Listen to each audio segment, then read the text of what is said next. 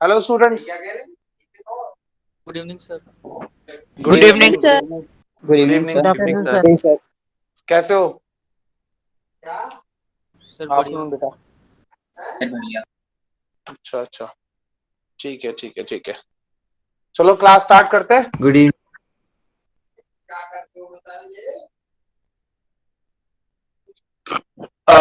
वो last time Arnav जरा एक बार वो ले ले, उसको शेयर कर दे। Yes sir. सर इस बार कौन सा चैप्टर शेयर करना है? कौन सा कर रहे थे हम लोग? इकोनॉमिक्स का कर लिया था ना हमने, डेवलपमेंट। सर इको का तो खत्म हो गया था। तो एक और कर लेते हैं इको का ही, उसके बाद फिर दोबारा से फिर हिस्ट्री पे आ जाएंगे, next chapter. Okay sir. Sir eco का सेकंड चैप्टर, सर नाम पता है सर आपको? सर मुझे नाम याद नहीं है अभी। Sir, sectors of Indian economy. Sectors of Indian Sir, economy. Sectors of sectors Indian of economy. Indian economy. Exactly, sectors of Indian economy.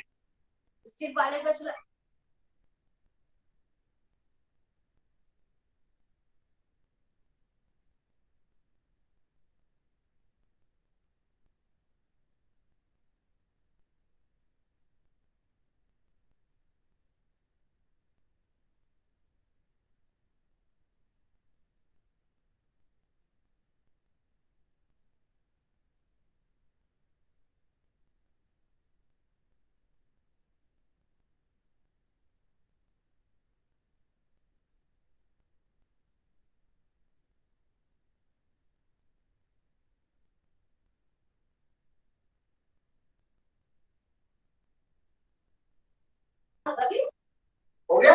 हाँ।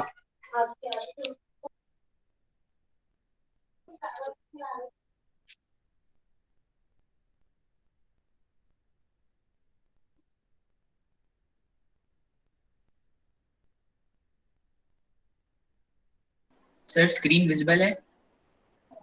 हाँ, मुझे एक्चुअल ओके में सर, मैं उस तेरा टैब पे शिफ्ट करता चैप्टर पे क्लिक कर दे।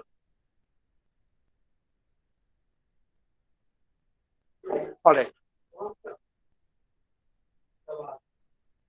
देखो चैप्टर का नाम है sectors of Indian economy, right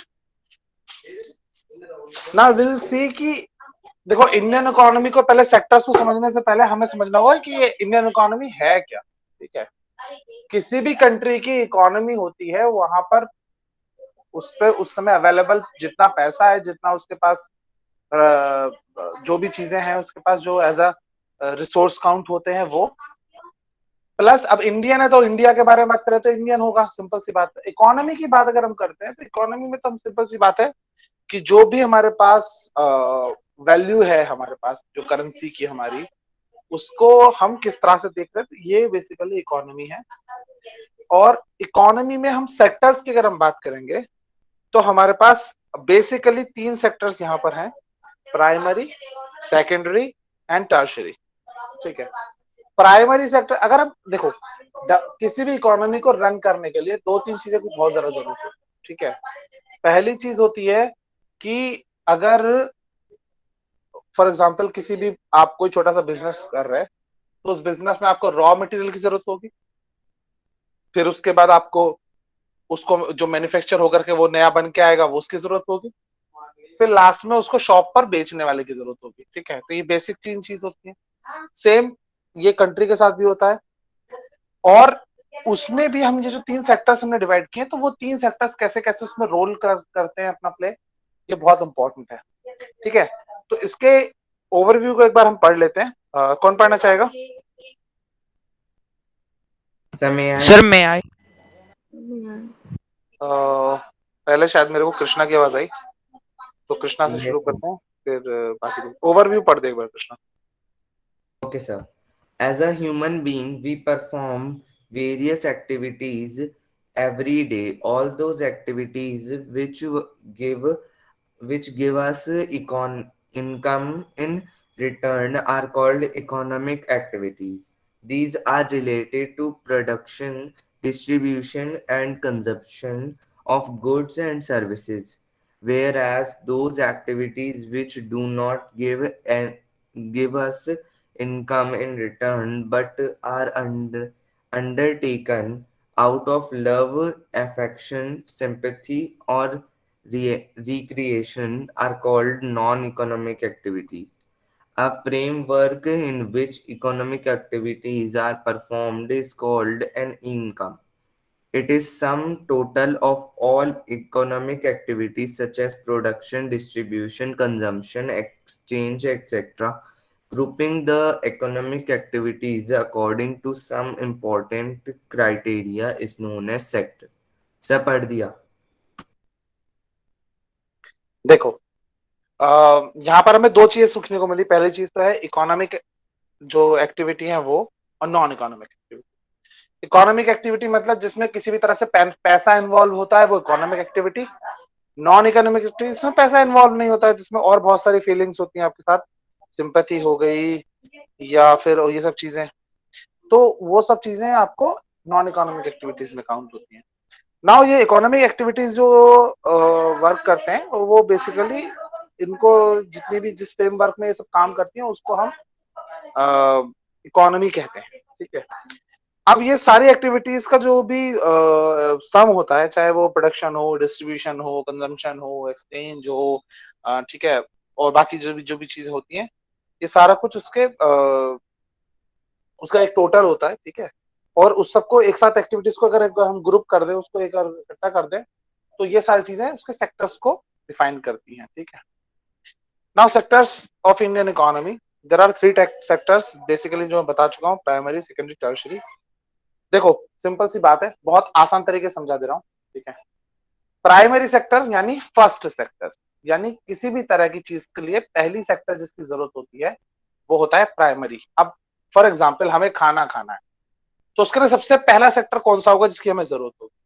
खेती, राइट? एग्रीकल्चर, जिसमें हम वहां पर उसको एग्रीकल्चर के थ्रू हम दाल या फिर चावल या फिर धान या फिर सब्जी या फिर और बहुत सारी चीजें उगा सकते हैं। तो ये बेसिकली हो गया प्राइमरी सेक्टर। नाउ अब सिंपल सी बात है, ये सिर्फ मैंने एक एग्जांपल दिया है। तो प्राइमरी सेक्टर में वो सेक्टर्स आएंगे जहां पर भी हमें किसी भी तरह के प्रोडक्शन का रॉ मटेरियल अवेलेबल होगा या प्रोडक्शन होगा उसका, या तो रॉ मटेरियल अवेलेबल होगा या रॉ मटेरियल का प्रोडक्शन होगा। फॉर एग्जाम्पल फिशिंग अगर हम लेते हैं, तो क्या फिशिंग के लिए हम रॉ मटेरियल को पैदा करने की कोशिश करते हैं? नहीं, वो ऑलरेडी वहां पर अवेलेबल है किसी भी तालाब में, नदी में या फिर, लेकिन हाँ, इसके साथ साथ एक और चीज है, अगर हम फिशिंग को एज अ बिजनेस देख रहे हैं, तो वहां पर हम क्या करते हैं, उसको रॉ मटेरियल को, उसको जो जो जो फिश के जो छोटे छोटे जो जो भी उसके लार्वा या जो भी चीज होती है, वो उसको हम पैदा कर, मतलब उसको बड़ा करते हैं पूल में, इकोनॉमिकली उनको ग्रो कराते हैं, कल्चर कराते हैं, और फिर वो जब बहुत सारे होते हैं तब उनको बिजनेस के थ्रू एज अ बिजनेस हम उसको यूज करते हैं। तो फिशिंग भी एक तरह का रॉ मटेरियल अवेलेबल करवाना है, ठीक है। डेयरी प्रोडक्ट भी सेम वैसा ही है, ठीक है। फॉरेस्ट्री हो गया, ये भी ऐसा ही है। माइनिंग एक्टिविटीज हो गया, ये भी ऐसा ही है। माइनिंग मतलब चाहे वो कोल माइनिंग हो या फिर और भी किसी तरह के मिनरल्स का एक्सट्रैक्शन हो, किसी भी तरह की चीजें होती हैं, ये सब चीजें प्राइमरी में आती है, यानी रॉ मटेरियल की अवेलेबिलिटी या प्रोडक्शन, ठीक है, वो आएगा किसमें? एग्रीकल्चर में। नाउ सेकेंडरी, अब हमारे पास कच्चा माल तो है, हमारे पास रॉ मटेरियल तो है, लेकिन हमको उसको एक एज ए यूजेबल मटेरियल में कन्वर्ट करना है। उसके लिए उसमें मैन्युफैक्चरिंग लगेगी, उसमें मशीनरी लगेगी, उसका प्रॉपर प्रोसेस होगा, ठीक है। तो वो सारी चीजें जो भी इसमें, जिसमें वो मैन्युफैक्चर किया जा रहा है रॉ मटेरियल से, या तो उसको मतलब किसी भी तरह से इंजीनियर करके उसको उसमें उस पर काम करके, या तो उसको एक नया शेप दिया जा रहा है, या उसको एक नया ही रूप नया मिल जा रहा है, या वो किसी भी तरह से अगर उसमें कोई भी एडिट हो रहा है, तो वो चीज कहलाती है सेकेंडरी एक्टिविटी। फॉर एग्जाम्पल, आपने डेयरी में स्टार्टिंग में आपने दूध लिया गाय से, भैंस से, या जैसे भी आपके पास अवेलेबिलिटी थी, जिस भी जानवर से आपने वो दूध लिया। अब उस दूध से आप क्या कर रहे हैं? आप उस दूध से आप दही बना रहे हैं, आप उससे आप कई तरह के दूध बना रहे हैं। For example pasteurised, toned, double toned, इस तरह की चीजें आप बना रहे हैं। और ये सारी चीजें अगर आप कर रहे हैं, तो आपको इसमें समझना होगा कि भाई ये सारी चीजें आपकी क्या हो गई, जिसमें आप उसको एडिट कर रहे हो, मैन्युफैक्चर कर रहे हो, प्रोडक्शन में उसको हम चेंज कर रहे हैं, उसके बेसिक रॉ फॉर्म से उसको हम उसकी फॉर्म को चेंज कर रहे हैं, ठीक है। जैसे उसका कर्ड बना दिया हमने, बटर बना दिया, ठीक है, तो ये सब चीजें होती हैं। उसके बाद आप आ जाइए टर्शियरी सेक्टर पे। टर्शियरी सेक्टर का बहुत ही आसान तरीका है, प्राइमरी सेक्टर और सेकेंडरी सेक्टर्स को छोड़ के बेसिकली जितने भी सेक्टर्स बचते हैं वो सब टर्शियरी में आ रहे हैं। इसके कुछ एग्जांपल्स जैसे बता दूं, जैसे कि आपने कोई मटेरियल कहीं से बना लिया, मैन्युफैक्चर कर लिया, सब कुछ हो गया, फिर अब उसको वहां से वहां तक टो करके लेके जाना, ठीक है, तो वो भी टर्शियरी में आएगा। ठीक है, जिसमें हम बेसिकली, जैसे आपने कोई ट्रांसपोर्टेशन के थ्रू आप कोई सामान अपने फैक्ट्री में बनाया और फिर आप उसको मार्केट में ले गए, तो ये क्या कहलाएगा, टर्शियरी सेक्टर। ठीक है, इसके अलावा आप अगर आपने कोई स्टोरेज वाला इलाका बनाया, फॉर एग्जांपल जो होते हैं ना क्या बोलते हैं उसको, cold storage houses, cold storage, yes, तो वो सब स्टोरेज हो गया। ठीक है, कम्युनिकेशन हो गया आपका, बैंकिंग हो गया, ट्रेड हो गया, टीचिंग हो गया, पुलिस हो गया, डॉक्टर्स हो गया, blah, blah, जितने भी बाकी सेक्टर्स हैं वो सब टर्शरी में आएंगे। ठीक है, क्लियर है क्या बच्चों यहाँ तक? Yes sir. Yes sir. चलो बेटा इसको Yes. स्क्रॉल कर दे हम लोग।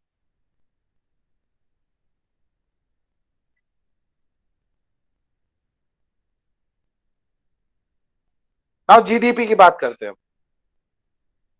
अक्सर आपने वर्ड पढ़ा होगा न्यूज़पेपर में या बड़े न्यूज चैनल्स में, टीवी में, ये सब चीजें बहुत आते रहते हैं, जीडीपी गिर गई, जीडीपी बढ़ गई, जीडीपी से ऐसे चल रहा, जीडीपी ये चल रहा, जीडीपी वो चल रहा। बेसिकली जीडीपी है क्या, वो थोड़ा हमें समझना होगा। ठीक है, the value of final goods and services produced in each sector during a particular year provides the total production of the sector for that year.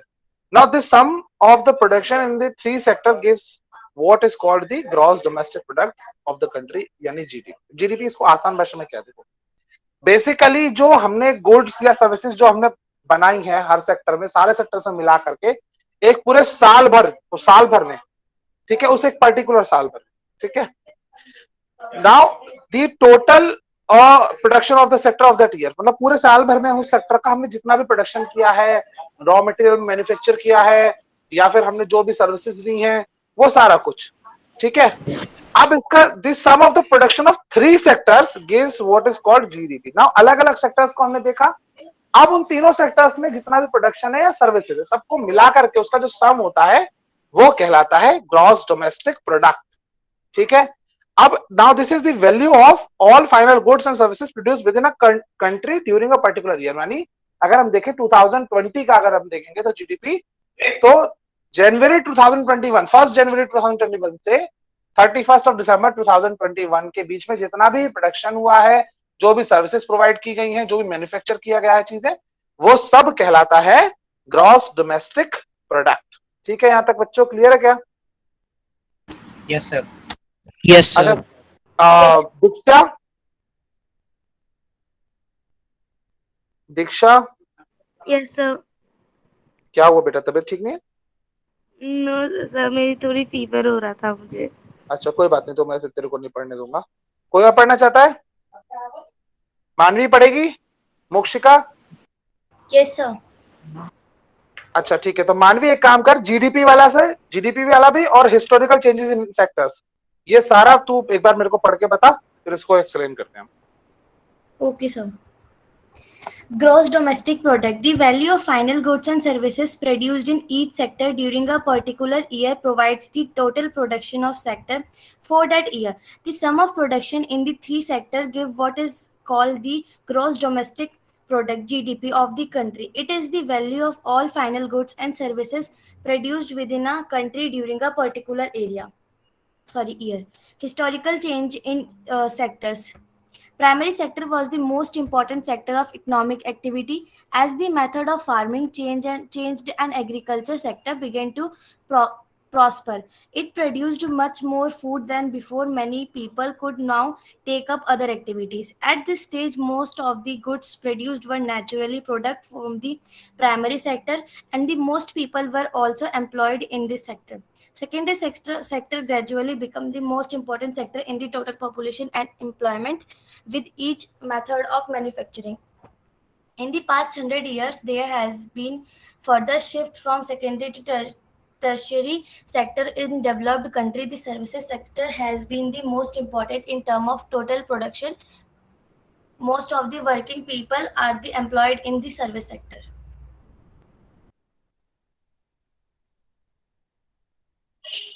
Okay, now historical changes के बारे में अगर पढ़ेंगे तो ये बहुत इजी है, इसको एक्सप्लेन करूं या फिर ये चल जाएगा, आगे पढ़ेंगे?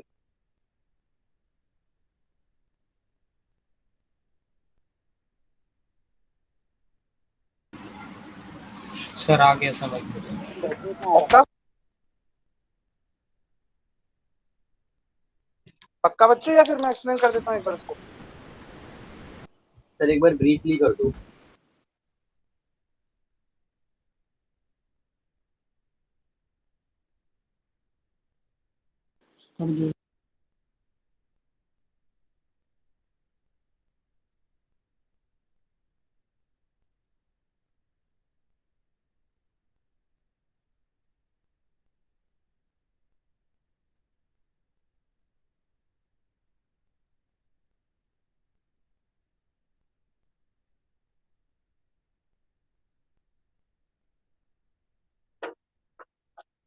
Yes, I was saying things.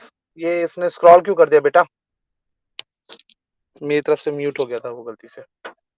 Yes, alright. Now historical changes in sectors. Sir mute हो गया। ये अपने आप मेरा एक्चुअली हेडफोन से म्यूट हो रहा है क्या, मुझे लग रहा है। ऑलराइट, एनीवेज चलो मैं एक्सप्लेन करता हूँ। देखो सिंपल सी बात है, हिस्टोरिकल चेंजेस की अगर हम बात करें तो बेसिकली अगर हम देखें तो पुराने समय से अगर हम देखते हैं तो खेती एक ऐसा रहा है, या फिर पशुपालन, ये दो चीजें ऐसी रही हैं जिसने इंडियन इकोनॉमी को शुरू से सपोर्ट किया है। ठीक है, यहाँ तक तो क्लियर है, सबको पता है, हमने हिस्ट्री में पढ़ा है थोड़ा बहुत ऐसा। ठीक है, now as a method of farming changed and agriculture sector began to prosper, it produced much more food than before। Simple सी बात है कि अगर हम टेक्निक को, यानी किसी भी तरह की टेक्नोलॉजी को अगर हम इम्प्लीमेंट करेंगे किसी भी तरह के सेक्टर में, या कुछ भी अगर हम उसको टेक्निकली अगर हम उसको साउंड करेंगे, तो ऑब्वियसली उसका जो प्रोडक्शन है वो बढ़ जाएगा। यहाँ तक तो क्लियर है? Yes sir. आप लोगों ने बहुत सारी चीजें देखी होंगी साइंस के लिए। अगर हम देखें, पहले अगर किसी व्यक्ति को 10 किलोमीटर तक कोई भी मैसेज पहुंचाना होता था तो उसको 10 किलोमीटर चल के जाना पड़ता था, या फिर वो किसी को भेजता था। फिर धीरे धीरे उसमें क्या हुआ, उन्होंने चिट्ठी लिख के भेजना शुरू किया, चिट्ठी से डिलीवरी होनी शुरू हुई चीजों की, आपकी इन्फॉर्मेशन यहाँ से वहां जानी शुरू हुई, पोस्टल ऑर्डर्स वगैरह जाने शुरू हुए। फिर लास्ट में क्या हुआ, अभी क्या हमारे पास एक डिवाइस है जिसके थ्रू हम बात कर रहे हैं। अब हम सब लोग क्या एक ही जगह बैठे हुए हैं? नहीं, हम लोग सब अलग अलग जगह बैठे हुए हैं, फिर भी हम अब दूसरे से कम्युनिकेट कर पा रहे हैं, हम पढ़ पा रहे हैं, हम सीख पा रहे चीजें, हम अपनी इंफॉर्मेशन को एक्सचेंज कर पा रहे हैं। इतना क्लियर है? Yes yes sir. यस तो ये कहलाता है टेक्नोलॉजी का यूज जो है आपके किसी भी सेक्टर में, उसको आपको एम्पावर बढ़ाता है, एम्पावर करता है, आपका प्रोडक्शन बढ़ाता है। और ऐसा ही खेती में हुआ। पहले आपको पता होगा बैल वगैरह से यूज करते थे एग्रीकल्चर को करने के लिए, ठीक है, प्लोइंग करने के लिए। अभी क्या यूज होता है, कोई बता सकता है?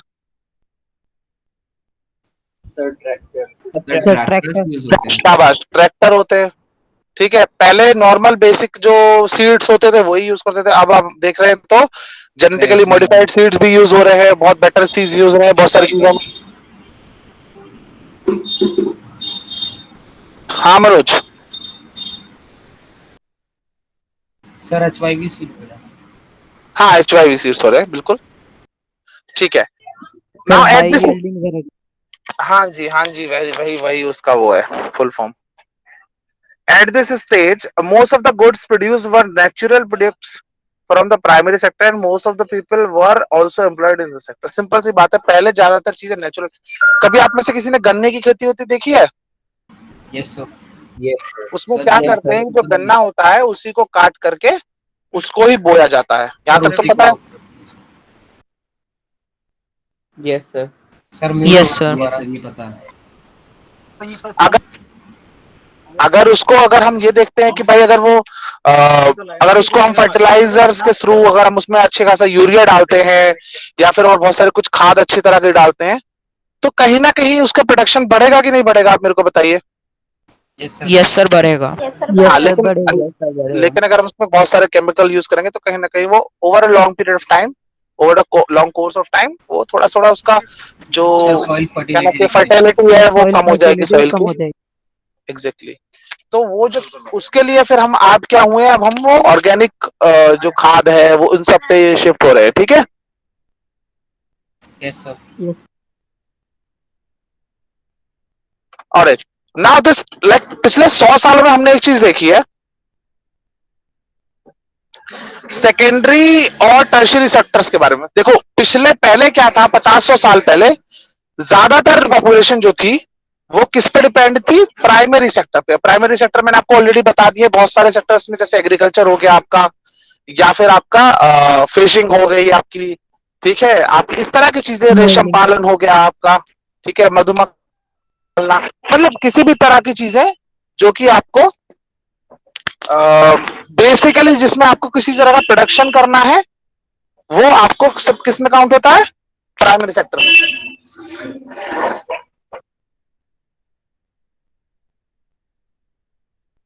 सर म्यूट हो गया।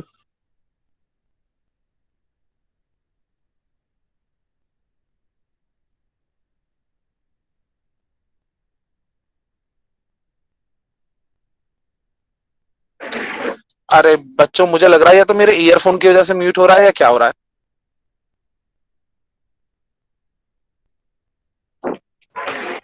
ओके चलो अभी मैं इसको देखता हूं एक बार फिर से। तो जैसे कि मैंने बताया कि पिछले 100 सालों में हमने देखा कि पहले वो प्राइमरी सेक्टर पे थे, फिर सेकेंडरी सेक्टर में आया कि एक इंडस्ट्रियलाइजेशन का दौर आया। आपको याद है वो इंडस्ट्रियलाइजेशन का दौर, जिसमें सभी जगह फैक्ट्रीज लग रही थी, बाहर के कंट्रीज में भी और इंडियन में जो आपका मार्केट है यहाँ पर भी आप देखेंगे बड़े बड़े इंडस्ट्रियलिस्ट आए थे, जैसे टाटा आया आपके समय पर, ठीक है, जैसे आपके बिरला आया उस समय पर, फिर अडानी आया, अंबानी आया, इस तरह के जो समय था उसमें बहुत सारी बड़ी बड़ी छोटी छोटी इंडस्ट्रीज लगाई गई अलग अलग शहरों में अगर आप देखेंगे तो, ठीक है। पॉटरी इंडस्ट्री एक यूपी में एक जगह है खुर्जा, वहां के लिए पॉटरी लगाया गया, ठीक है। फिरोजाबाद एक जगह है, वहां पर जो आपने जो कांच की चूड़ियां होती हैं वहां उस तरह की फैक्ट्री छोटी छोटी लगाई गई, ठीक है। और आप चले जाएंगे जयपुर के पास एक जगह है सांबर, जैसे मैंने बताया भी था, वहां पर जो है सॉल्ट प्रोडक्शन के लिए वहां पर इंडस्ट्रीज को डेवलपमेंट किया गया। तो इस अलग अलग जगह पर हम देखते हैं तो अलग अलग तरह की इंडस्ट्रीज को जहां पे जैसे भी अवेलेबिलिटी थी रॉ मटेरियल की, उसमें वहां पर उनको इंडस्ट्री लगाई गई। जैसे कोल माइनिंग के लिए वहां पर लगाई गई, कहां पर, धनबाद में एक जगह है झारखंड में, वहां पर माइनिंग के लिए वहां पर लगाया गया। तो ये सारी चीजें वहां पर सब जगह अलग अलग की गई।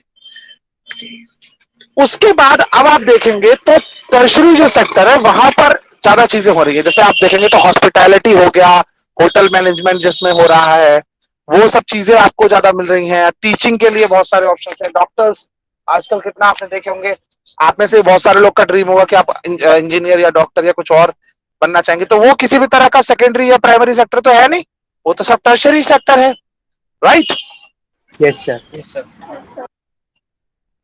तो ये सारी चीजें हमें बताती हैं कि हिस्टोरिकली अगर हम देखें तो पिछले 100 सालों में एक ड्रास्टिक चेंज आया है सेक्टर्स को अगर हम देखें। हालांकि बहुत ज्यादा कम नहीं हुई है चीजें, जैसे कि आज भी किसान जो लोग हैं वो भी अपना काम कर रहे हैं खेती का। अगर नहीं करेंगे तो फिर चीजें उनके लिए और बहुत, उनके लिए क्या सभी के लिए खराब हो जाएंगी। प्रोडक्शन रॉ मटेरियल नहीं होगा जो चीज का, तो कैसे भी चीजें नहीं हो पाएंगी। फिर उसको मैन्युफैक्चरिंग की चीजें की जा रही हैं, इंडस्ट्रीज भी अपनी जगह काम कर रही हैं, लेकिन टर्शियरी सेक्टर थोड़ा सा ज्यादा वो ऊपर है इस समय। एक ग्राफ भी अगर दे रखा है इसमें, वो भी आप देख सकते हैं, तो उसमें आपको परसेंटेज वाइज भी हमने दिखा रखा है, ठीक है। इसको नीचे स्क्रॉल कर दे बेटा।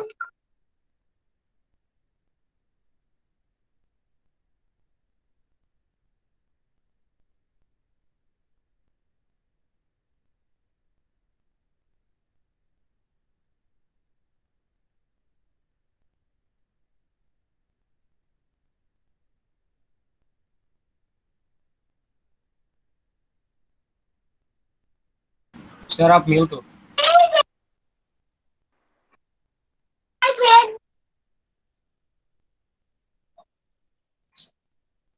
हाँ बच्चों, ये ग्राफ देख पा रहे हैं हम लोग? Yes sir. इसमें हम देख रहे हैं तो 1970 से 71 के बीच का जो हम देख पा रहे हैं, तो उसमें क्या हो रहा है हम देख रहे हैं प्राइमरी सेक्टर सबसे ज्यादा है, फिर सेकेंडरी सेक्टर है, फिर टर्शरी सेक्टर है। लेकिन अब उसके बाद अगर हम देख रहे हैं उसके 30 साल बाद, 40 साल बाद अगर हम देख रहे हैं तो प्राइमरी सेक्टर कम हो गया है, सेकेंडरी थोड़ा ज्यादा है उससे, और टर्शरी सबसे ज्यादा है। ठीक है, यस सर। Yes sir. ठीक। जैद एक बार इसको नीचे पढ़ दे बेटा, 3 पॉइंट्स तक पढ़ना है, तीनों पॉइंट पढ़ दे। Okay, sir. As a result, in 2010 to 11, tertiary sector has emerged as the largest producing sector in India, replacing the primary sector. There could be several reasons. First, the development of agriculture and industry led to development of services such as transport trade. Second, as income level rise, demand for many more services like tourism increase.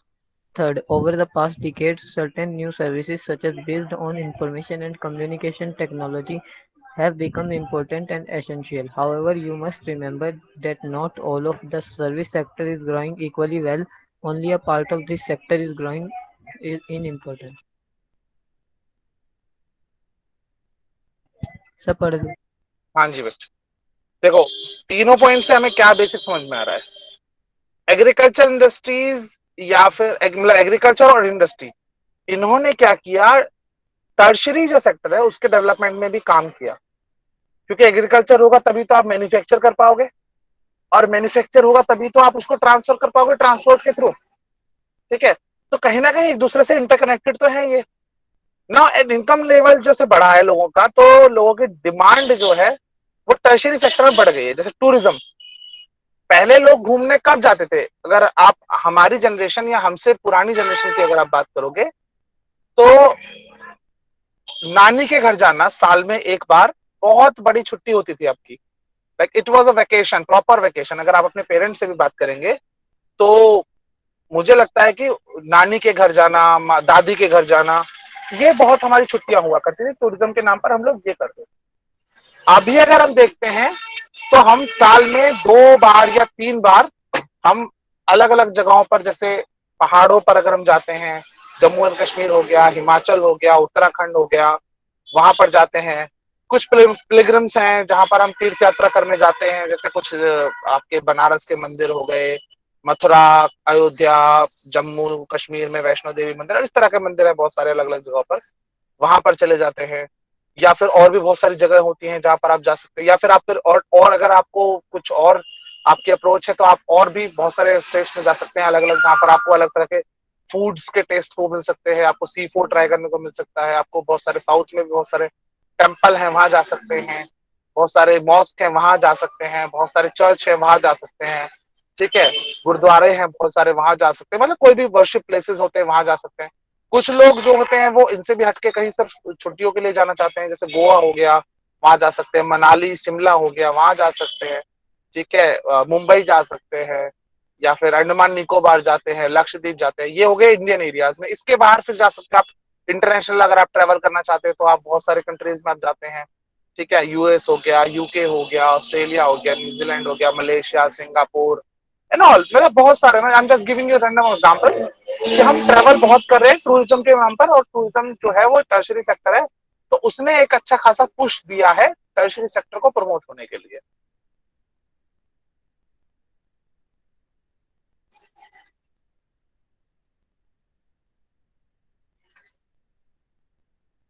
मेरी तरफ से screen चली गई है शायद।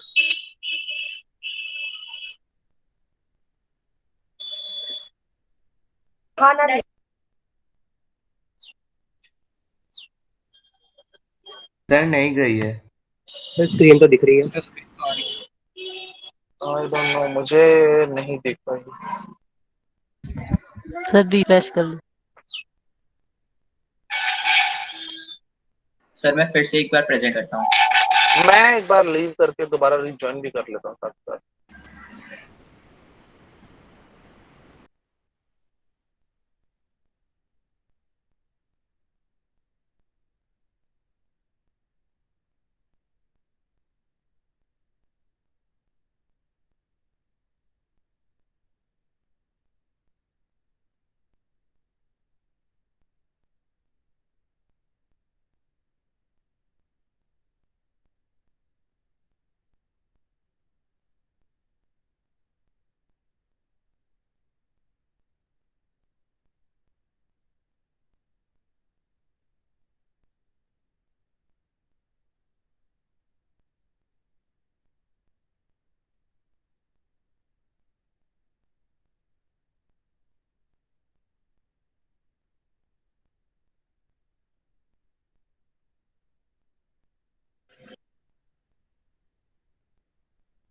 हाँ अभी मेरे को दिखाई देना शुरू हुआ।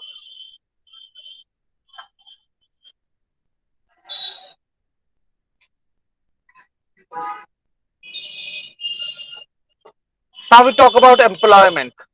ठीक है, एक पर्टिकुलर सेक्टर का कितना एम्प्लॉयमेंट दे रहे हैं हम लोग, अगर हम देखें तो स्टार्टिंग में हमने देखा कि प्राइमरी सेक्टर में सबसे ज्यादा एम्प्लॉयमेंट दे रहे थे। ज्यादातर लोग खेती करते थे, ज्यादातर लोग पशुपालन करते थे, ज्यादातर लोग और भी बहुत सारे जितने प्राइमरी सेक्टर्स के पार्ट्स हैं उन सब में वो लोग कहीं ना कहीं एम्प्लॉयमेंट ढूंढते थे। फिर वो सेकेंडरी में हुआ, ज्यादातर लोगों ने गांव छोड़ करके शहरों की तरफ अपना पलायन करना शुरू कर दिया और वहां पर वो फैक्ट्रीज में काम करते थे, मैन्युफैक्चरिंग इंडस्ट्री में उन्होंने काम किया और वहां पर उन्होंने सेकेंडरी सेक्टर में अपना एम्प्लॉयमेंट ढूंढा।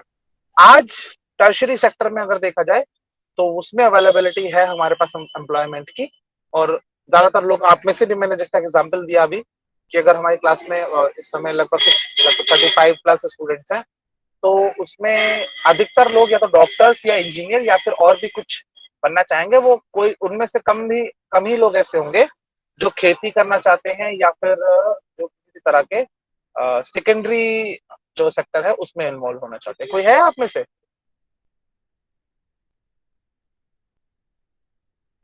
No sir. एग्जैक्टली तो यही मेरा पॉइंट है। ठीक है बेटा, इसको स्क्रॉल करो।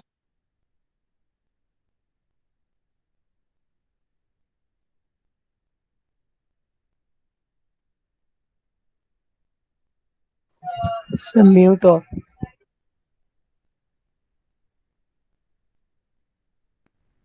Sir mute of.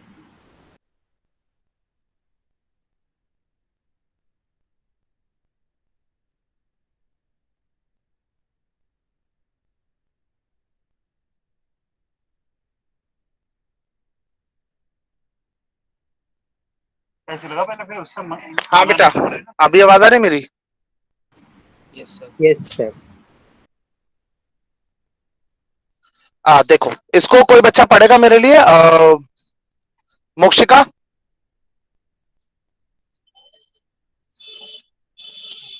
Manas. Sir मैं आई। Yes sir. ठीक है मानस, सर। पढ़ दे बेटा। Okay sir. कृष्ण इसके बाद पढ़वाऊंगा तेरे से, है ना? Okay sir. ये नोट जो है ना वहां तक पढ़ दे बेटा, ये चारों points. Okay, sir. In terms of employment, shares of sectors in employment. A remarkable fact in India is that while there has been a change in the share of the three sectors in GDP, a similar shift has not taken place in the employment. It is because not enough jobs were created in the secondary and tertiary sectors. It is as a result, more than half of the workers in the country are working in the primary sector. As a result, in other words, workers in agriculture sector are underemployed. Note, disguised unemployment. In this situation, people are apparently working, but all of them are made to work less than their potential. Sir, done.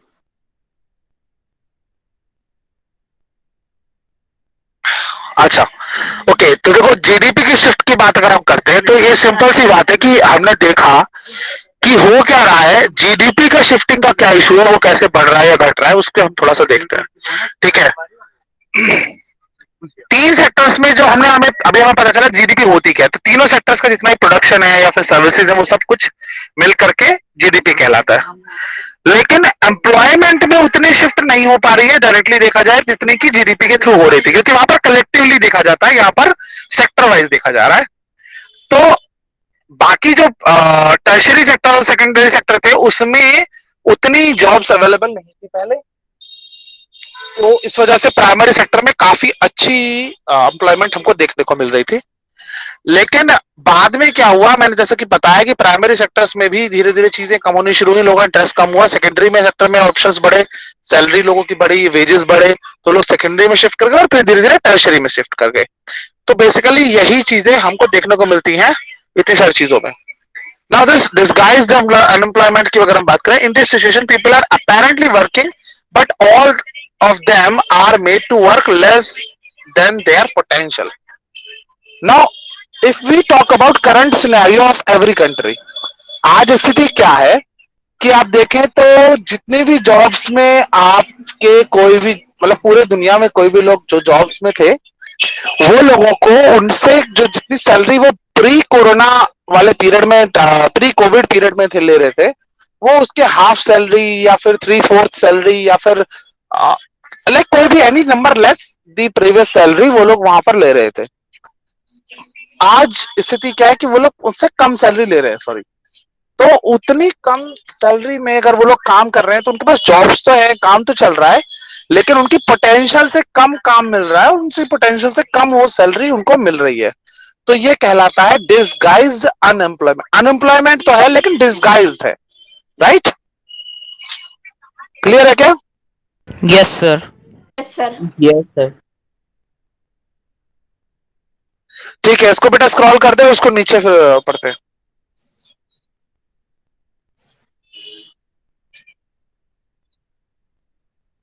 ना employment opportunities, किसको बोला था मैंने पढ़ने के लिए?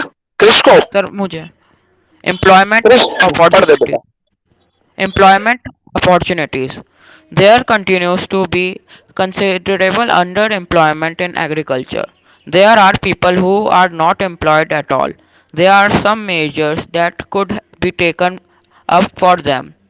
First, if a local bank provide credit at a reasonable rate of interest by promoting and locating industries and services in semi-rural areas where a large number of people may be employed. Planning and support from the government. Some of the measures would take a long time to implement. For short term, we need to we need some quick measure. Recognizing them, the central government in India made a law by implanting the right to work under Mahatma Gandhi National Rural Employment Guarantee Act 2005, Manrega 2005. All those who are able to work are guaranteed 100 days of employment in a year by the government. Division of sector. बस बस बेटा, बस बस बस बस बस बस बस बस बस। ना एम्प्लॉयमेंट अपॉर्चुनिटीज की अगर हम बात करें तो एग्रीकल्चर में अगर हम देखें तो बहुत ज्यादा अपॉर्चुनिटीज हमारे पास नहीं आ रही हैं। उसके बेसिक कुछ रीजंस हो सकते हैं कि लोगों का इंटरेस्ट उससे कम हुआ है, क्योंकि वहां पर जो इनकम है वो उस लेवल पर नहीं मिल पा रही है, पहली। दूसरी चीज अगर हम देखें कि जो लोकल बैंक्स हैं, अगर वो उनको अगर हम बढ़ाना चाहे तो हम उसको क्या करना पड़ेगा कि जो लोकल बैंक्स हैं उनसे इंटरेस्ट अगर हम जो रीजनेबल जो इंटरेस्ट होता है उस पे वो लोगों को लोन दे और चीजें वो लोग आगे उसको प्रोसेस कर पाए।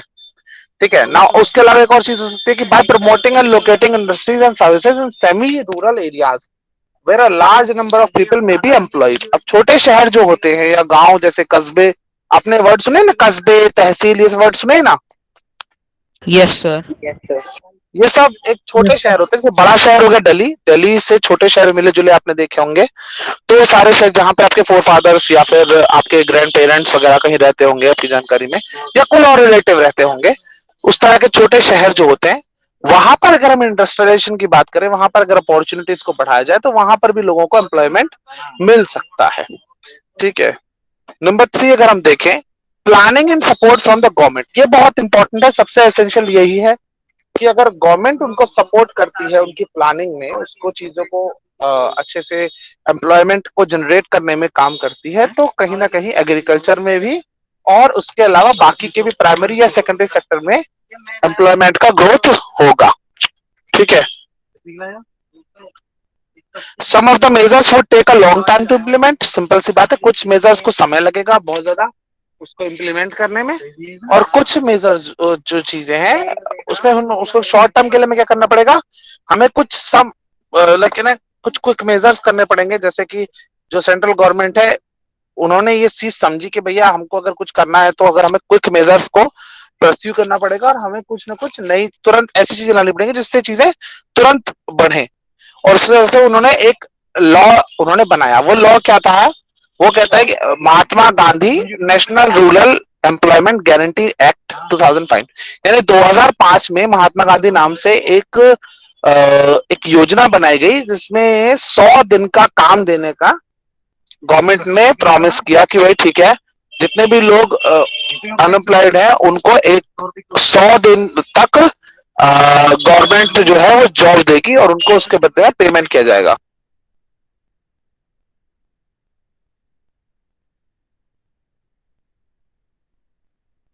सर आपका माइक ऑफ हो गया। ओ अच्छा, ठीक है, तो यहाँ तक क्लियर है बच्चों? मनरेगा तक पूरा क्लियर हो गया? Yes, sir. Yes sir. Now division of sectors कौन पढ़ना चाहता है?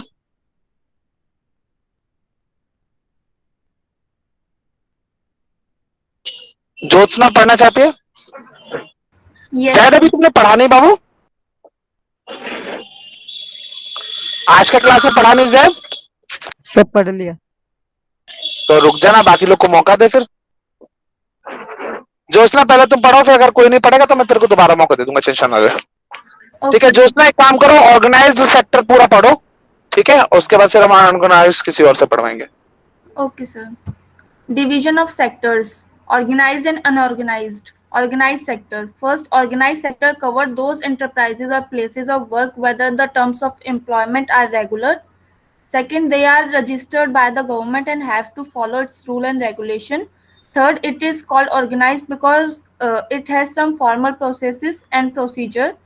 Fourth, workers in the organized sector enjoy security of employment. They are expected to work only a fixed number of hours.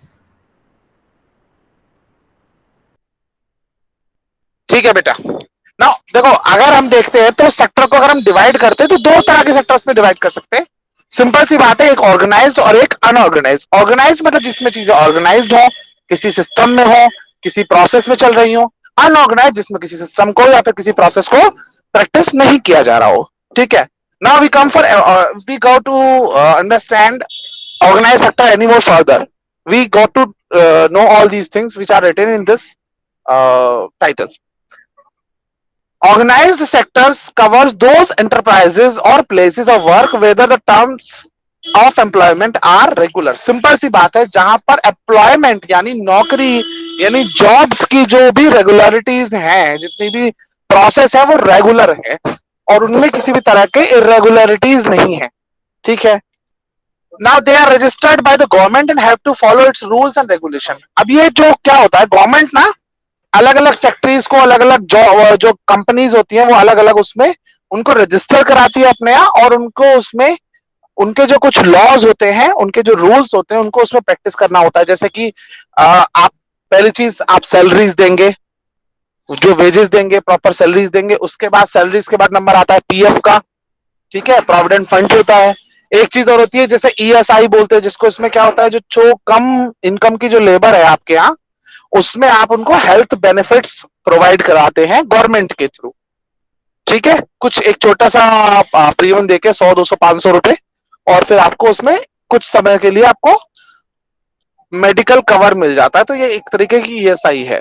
तो इस तरह की चीजें जो होती है वो आप गवर्नमेंट के थ्रू रूल्स एंड रेगुलेशन को प्रैक्टिस आपको करना पड़ता है। अगर आप किसी फर्म को, किसी भी कंपनी को, किसी भी इंडस्ट्री को अगर आप रन कर रहे हैं और रजिस्टर करा रहे हैं गवर्नमेंट के through. Now it is called organised because it has some formal process and procedure. Simple सी बात है, मैंने जैसे पहले ही बताया कि उसमें कोई प्रोसीजर होगा, कोई फॉर्मल कोई एक प्रोसेस होगा जिसको वो प्रैक्टिस करेंगे तभी। जैसे कि अगर आप कहीं पे जॉब लेने जाते हैं तो आपका एक प्रोसेस होता है कि आप पहले रिज्यूमे आपका सबमिट करते हैं, फिर आपको इंटरव्यू के लिए बुलाया जाता है, then you go for interview. उसमें आपको इंटरव्यूज में अलग अलग तरह की चीजें आपको देखनी पड़ती है। जैसे कि अगर आपने देखा कि भाई कोई भी सेक्टर है, मान लीजिए आपने जॉब दी, आप इंटरव्यू के लिए गए, आपको क्वेश्चन आंसर होंगे, फिर उससे बढ़ के आपको आपकी सैलरी डिस्कशन होगा, फिर जाकर के आपको कहीं ना कहीं अपॉइंटमेंट मिलेगा। और अपॉइंटमेंट में फिर डायरेक्ट नहीं मिल जाता, कुछ जगह पर प्रोविजन बेसिस पर मिलता है आपको। आप कुछ समय के लिए टेम्पोररी बेसिस पे जॉब करते हैं, फिर वो आपको परमानेंट कर लेते हैं अपने यहाँ। इस तरह की चीजें बहुत सारी होती हैं। तो वहां पर एक प्रोसेस होता है, उसको प्रैक्टिस किया जाता है। Workers in organised sectors enjoy security of employment. अब इसमें क्या होता है कि जो वर्कर्स होते हैं उनके पास जॉब सिक्योरिटी रहती है, उनको बहुत ज्यादा टेंशन नहीं रहती कि अगर कुछ प्रॉब्लम हुई तो हमारी जॉब्स चली जाएंगी। जैसे कि अगर आप देखें गवर्नमेंट सेक्टर्स होते हैं, अभी कितना खराब पीरियड आया था कि बहुत सारे लोगों की जॉब्स गई, बहुत सारे लोग जो प्राइवेट इंडस्ट्री में थे उन लोग की सैलरी को आधा कर दिया गया, फिर बहुत कम कर दिया गया। या फिर बिल्कुल जीरो कर दिया गया, या फिर उनकी जॉब से चले गए, या वो। लेकिन जो गवर्नमेंट सेक्टर था, जहां पर गवर्नमेंट जॉब्स में लोग थे, वहां पर ऐसा कुछ नहीं हुआ बहुत ज्यादा, और वो लोग अपनी जॉब्स को लेकर के एकदम सिक्योर थे, उनको कोई प्रॉब्लम थी नहीं। तो वहां पर उनको जो फ्रीडम है वहां पर उनको पास होती है ऑर्गेनाइज सेक्टर में। Now they are expected to work only a fix number of hours. Simple सी बात है, अगर आपका देखिए उसमें क्या होता है कि आपको आवर्स जो पर्टिकुलर होते हैं उनमें ही काम करना है। ये नहीं कि आपको अनऑर्गेनाइज सिस्टम में आप काम कर रहे हैं तो आपको कितने भी घंटे आपसे काम कराया जा सकता है। एक टाइमिंग होता है, आप 9 बजे आप जाएंगे, शाम को 5 बजे आप अपने घर से ले चल देंगे, आपके ऑफिस आपका ऑफ हो जाता है। तो ये सारी चीजें आपका एक प्रॉपर ऑर्गेनाइज्ड चीजें रहती हैं, तो उसको हम ऑर्गेनाइज सेक्टर कहते हैं। ठीक है, इसमें तो कोई बड़ा टफ है नहीं मेरे हिसाब से, ये सबको समझ में आ गया होगा। Yes, sir. Yes, sir. Yes, ठीक है, sir. Now we go to understand और अनऑर्गेनाइज सेक्टर। अभी और कौन पढ़ना चाहता है जिसने नहीं पढ़ा है?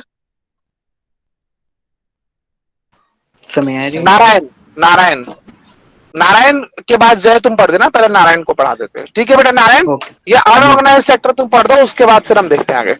Yes, sir. Unorganized sector. The unorganized sector is characterized by small and scattered units which are largely outside the control of the government. There are rules and regulations, but these are not followed. Jobs here are low paid and often not regular. Employment is not secure. The working hour of person is not fixed. अब ये सारे characteristics जो है वो unorganised sector के हैं।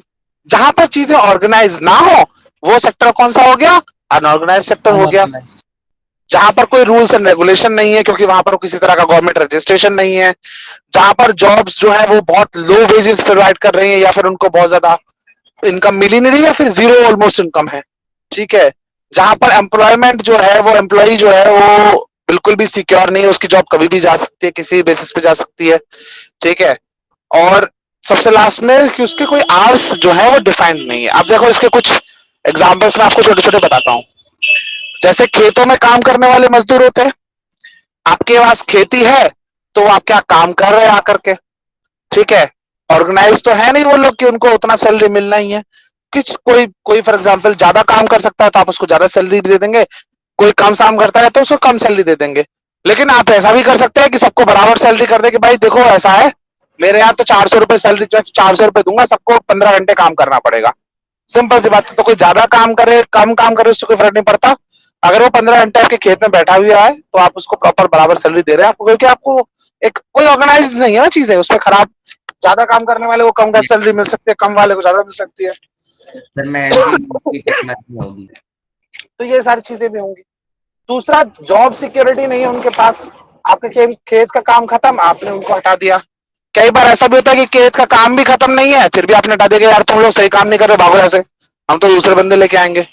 तो ये भी चीजें हो सकती हैं। ठीक है, सबसे ज्यादा चीज है कि उनके यहाँ जो आवर्स हैं वो प्रॉपरली रेगुलराइज नहीं है कि उनको कितने घंटे काम करना है। सुबह होती है 6 बजे 7 बजे से, आप लोग जाकर के उन लेबर्स को बाजार से आ जाते हैं वो लोग, और आराम से जब तक शाम तक सूरज नहीं ढल जाता उन लोगों को काम करना होता है।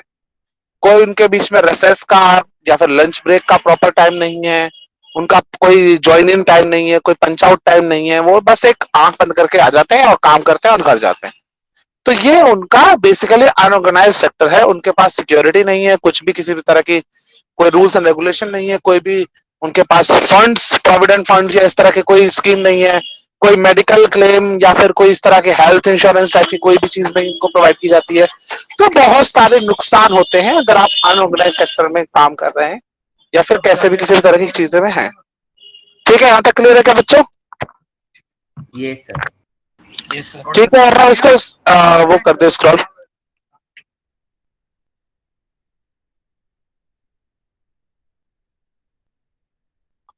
कौन पढ़ना चाहता है? मैंने किसको बोला था? जय को बोला था। Yes sir. जय बेटा इसका पब्लिक सेक्टर को पढ़ दे तू, फिर प्राइवेट सेक्टर किसी और से पढ़वाते। Okay, sir. Sectors in the terms of ownership. On the terms of ownership, the sectors are divided in public sector and private sector. Public sector. The government owns most of the assets and provides all the assets and provides all the services. Government raise money through taxes and other ways to meet expenses on the services rendered by it. The purpose of the public sector is not just to earn profits. देखो sectors in terms of ownership, अगर हम ownership के basis पे थे वहां पर तो sector हम देख रहे थे ऑर्गेनाइज्ड या फिर अनऑर्गेनाइज्ड बेसिस पर, रूल्स एंड रेगुलेशन के बेसिस पर, सिक्योरिटी के बेसिस पर, वर्किंग आवर्स के बेसिस पर, वेजेस के बेसिस पर अब हम देख रहे हैं उनको ओनरशिप के बेसिस पर कि कौन उनको ओन कर रहा है, प्राइवेट कोई पर्टिकुलर पर्सन है वो ओन कर रहा है या फिर कोई पब्लिक सेक्टर यूनिट उसको ओन कर रही है ना। पब्लिक सेक्टर की अगर हम बात करते हैं तो the government owns most of the assets and provides all the assets and provides all the services. देखो ये बीच में जो लाइन है ये गलत है, provides all the assets नहीं है, यहाँ पर provides all the services है, बीच वाली लाइन को हटा देना, ठीक है। The government owns most of the assets, यानी बहुत सारे जो assets हैं वो गवर्नमेंट के होते हैं इसमें, और ज्यादातर सर्विसेज जो होती है वो भी गवर्नमेंट ही प्रोवाइड कराती है। Now government raise money through taxes and other ways to meet expenses on the services rendered by it. और गवर्नमेंट ही जो है वो टैक्स लेती है उनके थ्रू जो भी वहां पर एक्सपेंसेस, जैसे कि उसमें सर्विसेज जो लोग प्रोवाइड करा रहे हैं तो उनपे उनसे टैक्स लिया जाता है।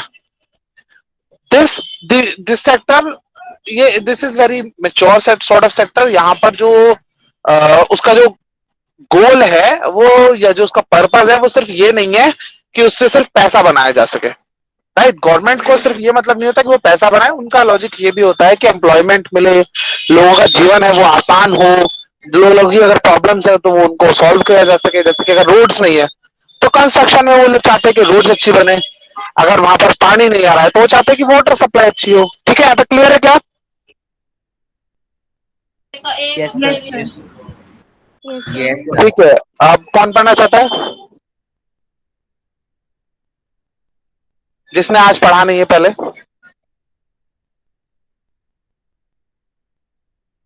शिवांश, शिवांश पढ़ दे बेटा एक बार, प्राइवेट सेक्टर पढ़ दे। Okay, sir.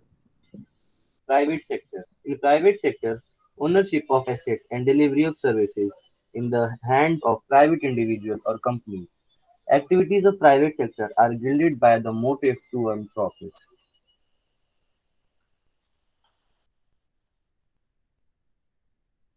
Now this private sector की अगर हम बात करते हैं, दिस प्राइवेट सेक्टर ये ऑलमोस्ट उसका उल्टा है जो हमने पब्लिक सेक्टर में पढ़ा। प्राइवेट सेक्टर में क्या होता है कि जो सारी कुछ एसेट्स होती हैं या फिर सर्विसेज की जो डिलीवरी है वो सब कुछ कौन करता है? कोई पर्टिकुलर ओनर करता है, कोई प्राइवेट ओनर होता है, कोई इंडिविजुअल होता है या फिर कंपनी होती है, ठीक है। इनका बेसिक जो गोल है, जो इनका पर्पस है, सोल पर्पस, वो बेसिकली ये है कि कैसे भी करके हम कंपनी का या फिर इंडिविजुअल का प्रॉफिट बनाएंगे, प्रॉफिट उनको अर्न कराएंगे। जैसे कि अगर आपने कोई दुकान खोली, वो एक पब्लिक सेक्टर नहीं, यूनिट नहीं है, वो एक प्राइवेट सेक्टर ऑप्शन है आपका करियर का। तो उसमें आप दुकान खोलेंगे तो आपका गोल क्या होगा? लोगों के लिए एम्प्लॉयमेंट ढूंढना या फिर खुद की सेल अच्छी करके खुद को प्रॉफिट बनाना? की सेल अच्छी बताओ। खुद की सेल अच्छी करके राइट, वेरी गुड, सब लोग ने सही आंसर दिया। तो बेसिकली ये चीज जहां पर कोई प्राइवेट व्यक्ति कोई इन्वॉल्व होता है और वो चीज कहलाती है प्राइवेट सेक्टर यूनिट, ठीक है। ये क्लियर है क्या बच्चों? Yes, sir. Yes, sir. Yes, sir. Yes, sir. Yes, sir. तो ये चैप्टर हो गया मेरे हिसाब से पूरा।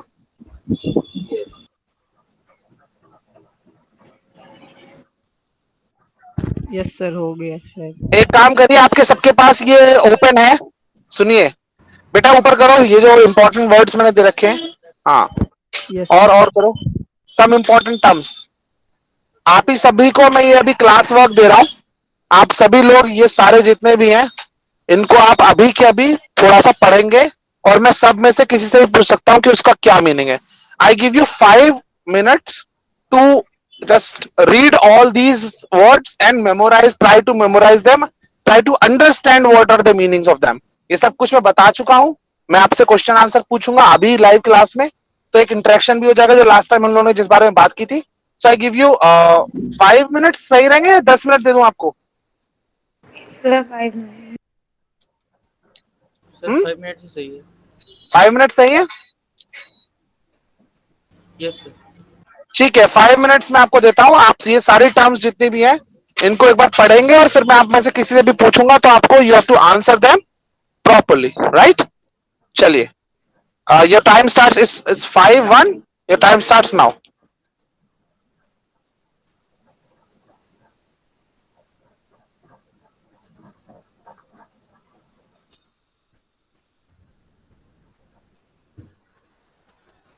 सर इसमें प्राइवेट सेक्टर और पब्लिक सेक्टर उल्टा दे रखा है। तो मैंने समझा तो सही सीधा रखा है ना बेटा? यस सर, मैं बता रहा हूँ। हाँ तो बस उसको कर लो, इसमें तो कोई दिक्कत नहीं हो। आप उसका वो हेडिंग चेंज हो जाएगा, ऊपर से नीचे, नीचे से ऊपर। सर सही दे रखा है। देखो तो दो मेरे को। पब्लिक सेक्टर इंडिविजुअल सही इंडस्ट्रीज तो दे रखा है। ठीक तो है बेटा? नहीं नहीं, गलत है बेटा। पब्लिक सेक्टर में जो इंडस्ट्रीज होती हैं वो गवर्नमेंट के थ्रू ओन होती है, किसी स्टेट के या सेंट्रल गवर्नमेंट के थ्रू होती हैं। और प्राइवेट सेक्टर में प्राइवेट मुझे लगा प्राइमरी और सर मुझे भी प्राइमरी लगा। ठीक है, तो आप 5 मिनट्स आपका स्टार्ट हो गया है। आप लोग 5 मिनट्स लीजिए और पढ़िए इसको, सारा कुछ सही है। I am gonna ask you questions now.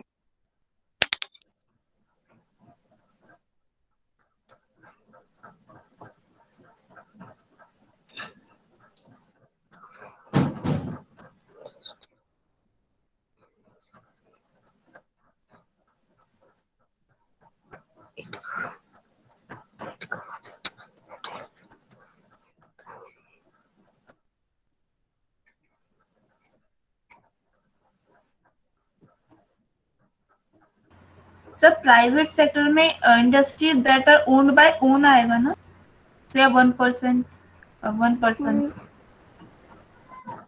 Organized sector is the one where the terms private sector में, हाँ ये उल्टा हो गया है। पब्लिक सेक्टर का जो हेडिंग है वो प्राइवेट सेक्टर में आएगा, प्राइवेट सेक्टर का जो हेडिंग है वो पब्लिक सेक्टर में आएगा, ठीक है?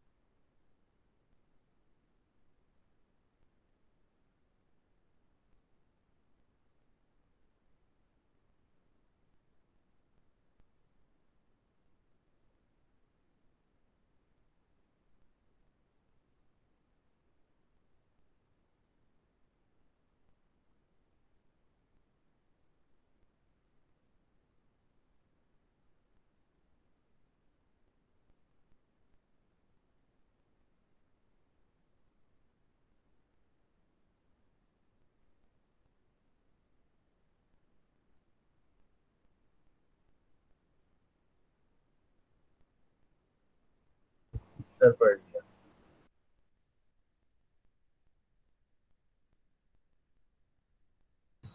Sir done. Sir done.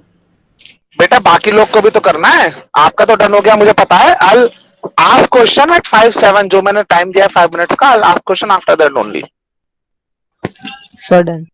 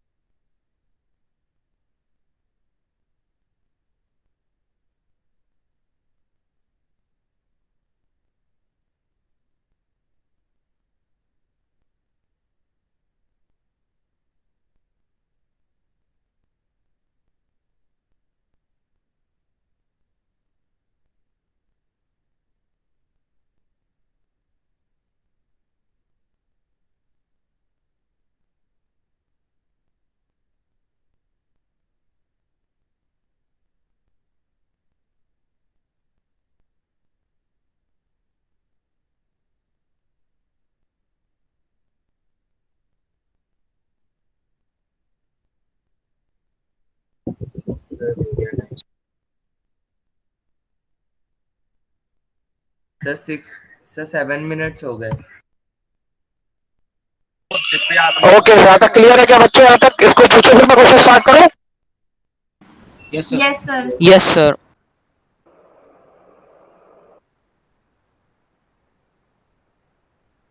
बेटा इसको स्क्रॉल कर दे फिर जरा ऊपर। सर हमें आपको डेफिनेशन बतानी है, फिर हमें मतलब वो एक्सप्लेन करना। एक्सप्लेन करना, देखो डेफिनेशन तो तुम रट सकते हो, अनलेस आपको उसका मीनिंग ही नहीं पता तो आप उसको कैसे करो? Okay sir. सर म्यूट हो गया।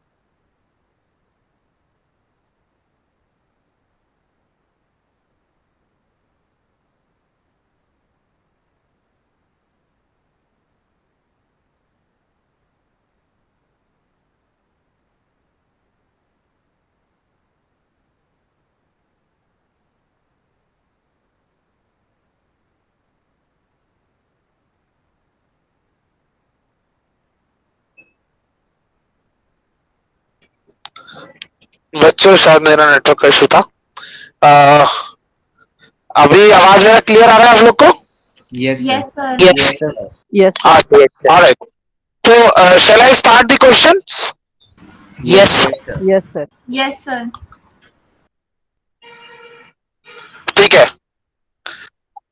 अच्छा ओके, ठीक है। तो मेरे को बताओ, आप में से कौन ऐसा है जो बता सकता है कि डिस्गाइज्ड अनएम्प्लॉयमेंट क्या होता है? कौन बताएगा? Raise your hand. Sir, me. Sir आप पूछ लीजिए। Yes, sir. आप नाम रेज योर हैंड, मैं उनमें से पूछूंगा ना, नाम लेके आप पूछूंगा तभी। तो पहले आप में से कितने लोग बता सकते हैं? मेरे को दिखाई क्यों नहीं दे रहा आपका हैंड रेज? सर बहुत सारे बच्चों ने कर रखा है। सर 12 बच्चों ने कर लिया है। ओके, चलो जय बताएगा। जय बताओ बेटा, क्या होता है disguise unemployment? Sir disguise unemployment basically एक तरह की सिचुएशन होती है जिसमें हम जो एक सेम वर्क हमारे एक्सेस में लोग करते हैं, उसी सेम वर्क को हम कम लोग भी उतने ही टाइम में कर सकते हैं, लेकिन वो हम थर्ड पर्सन या फिर अपना एक्सेस पर्सन रखते हैं और उसको जो अर्निंग होती है उसका शेयर मिलता है। तो इस वजह से हमें ऐसा लगता है कि वो एम्प्लॉयड है, लेकिन वो एम्प्लॉयड नहीं रहता उस सिचुएशन में, और वहां पे बस एक तरह का सिनेरियो लगता है कि हाँ कि ये सारे लोग काम कर रहे हैं। देखो बेटा, इसका सेंस को हमें समझना होगा। इसको पहले ना देखो, होता क्या है, फॉर एग्जाम्पल आपको एक खेत को, उसमें आपकी फसल खड़ी हुई है, आपको उसको वहां से फसल को हटाना है, काटना है, आपको वहां पे 10 बंदों की जरूरत है। आपने उस 10 बंदे को 100 रुपए के हिसाब से 1000 रुपए दे रहे हैं टोटल। अब क्या होगा कि आपने 15 लोगों को एम्प्लॉयमेंट कर दिया, लेकिन 100 रुपए की जगह आपने 50 रुपए सैलरी कर दी सबकी। तो लोगों को तो लगेगा कि आपने 15 लोगों को एम्प्लॉय कर रखा है, लेकिन कहीं ना कहीं आपने सैलरी जो टोटल दे रहे हो वो कम दे रहे हैं। उनके जो प्रॉफिट, उनकी वो है, जितना भी उनका कैपेसिटी है कमाने की लोगों की, उससे आप कम में कर रहे हैं ना चीजें। तो ये कहलाता है आपका डिस्गाइज्ड अनएम्प्लॉयमेंट। वो दिखता तो ऐसा है जैसा एम्प्लॉयमेंट है, लेकिन वो होता है अनएम्प्लॉयमेंट। ठीक है, क्लियर है क्या बच्चों यहाँ तक? Yes, sir. Yes, sir. Yes, Yes. sir. अच्छा, मेरे को बताओ कि जो सेकेंडरी सेक्टर है वो टर्शरी सेक्टर से कैसे डिफरेंस है? क्या डिफरेंस है दोनों में, सेकेंडरी सेक्टर में और टर्शरी सेक्टर में? कौन बता सकता है? Raise your hand. समय देखो, ऋषभ से पूछा है, ऋषभ ने इस बार आज पढ़ा नहीं, तो पहले हम क्वेश्चन ऋषभ से पूछेंगे। ऋषभ बेटा बता, क्या है, बेसिक डिफरेंस क्या है, और एग्जाम्पल भी देने हैं कि एग्जाम्पल्स में उसको कैसे एक्सप्लेन कर सकते हैं कि क्या डिफरेंस है दोनों में। Yes sir. सर जो प्राइमरी सेक्टर होता है सर, उसकी उससे तो प्रोडक्ट मिलते हैं सर, हमको रॉ मटेरियल मिलता है सर, उसका यूज़ करता है हमारा secondary sector. Sir secondary sector manufacturing और प्रोडक्शन का सारा काम करता है, लेकिन सर उसको सपोर्ट जो करता है उसकी डे टू डे एक्टिविटीज़ में, जैसे कम्युनिकेशन, ट्रांसपोर्ट, गुड्स का जो भी होता है सर, उसमें टर्शरी सेक्टर आता है सर। फॉर एग्जांपल सर,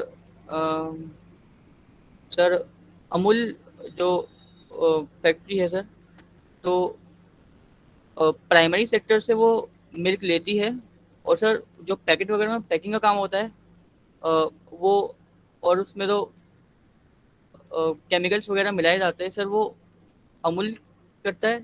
और सर जो ट्रांसपोर्ट का काम होता है उसका सर, वो टर्शरी सेक्टर के द्वारा होता है सर।